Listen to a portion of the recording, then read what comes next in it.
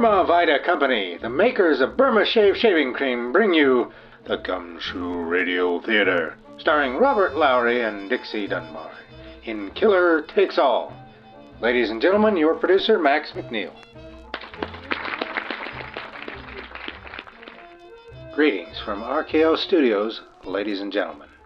In tonight's play, Killer Takes All, we are fortunate to premiere and present an original suspense mystery from the master of the craft himself, Sidney Topper. So fasten the windows tightly, bolt the door fast, and pull your chair close as the curtain rises on Killer Takes All.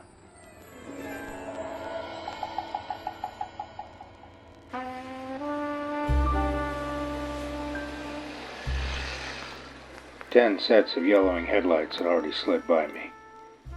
Maybe they were all looking for me, crisscrossing the streets. Maybe they were just pipe fitters and bolt cutters and stone setters trundling home, dreaming of meat and potatoes and a bottle of cold suds. I clutched the crumpled ball of paper in my hand.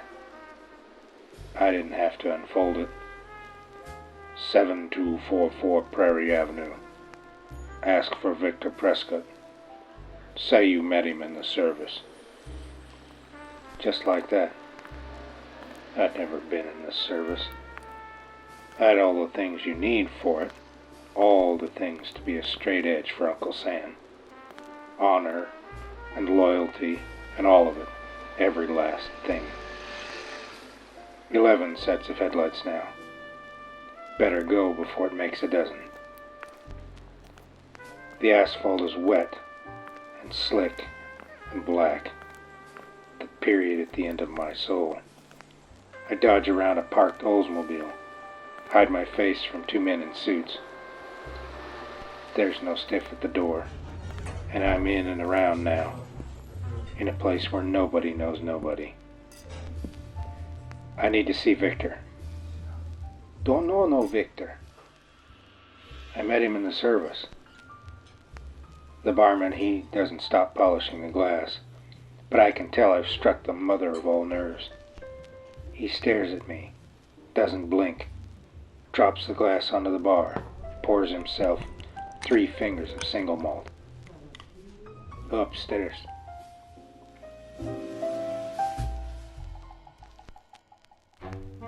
And now a word from our sponsor, the Burma Vita Company, the makers of Burma Shave Shaving Cream. The bearded devil is forced to dwell in the only place where they don't sell Burma Shave. Burma Shave.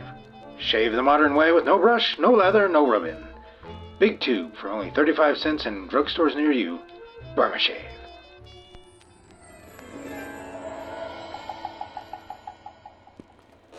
I'm treading light, but I can't help how my foot hits the ground. And I'm not trying to catch him wise. He has to know I'm coming. He has to know. It took me 5 years to reach the foot of these stairs. The nailheads and the boards all worn off from beat leather shuffling. Not much better than the men standing in those shoes. Not much better than me. Up them I go, because 5 years is a long time. The door is keyed, but not locked. Not today, anyway. I push in over slow, maybe because I got nowhere else I could go, and nobody else who'd talk to me if I did. The room is dark, but not pitch. I feel along the wall, twist the switch. You can hear the electricity in the lamp. He's sitting there, in his desk chair, 250 pounds of him, in a pinstripe black suit that would have cost most people a month's wages, sitting there, waiting for me. Victor. Even though his back is to me, I know he heard me.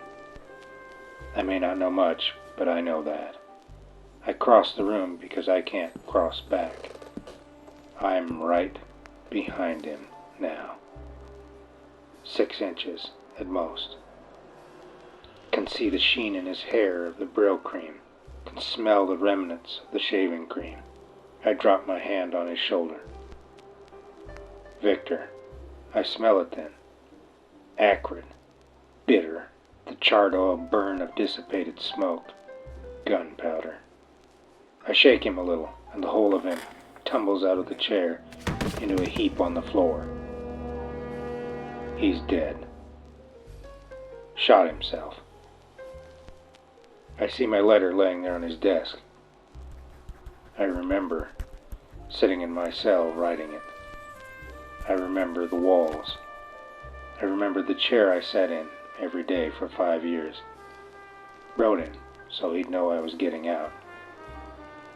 Shot himself. Because I was coming. I didn't really see the drape curtain move. I don't know if you ever do see those things.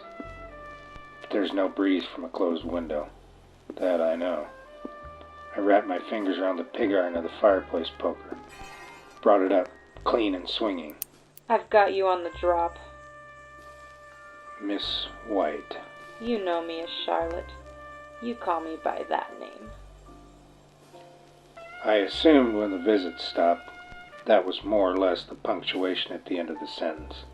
They sent you up for life. I would think that's the only sentence that mattered. I was copped and crated before I knew. They had me fingered for the button man.